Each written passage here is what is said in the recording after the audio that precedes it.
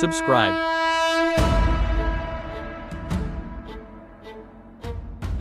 அரியதோர் நமச்சிவாயம் ஆதியந்தமானதும் ஆறிரண்டு நூறு தேவரன்றுரைத்த மந்திரம் சுரியதோர் எழுத்தை முன்னி சொல்வேன் சிவவாக்கியம் தோஷ தோஷ பாவமாயை தூர தூர ஓடவே பரியதோர் முகத்தையுற்ற கற்பகத்தை கைத்தொழ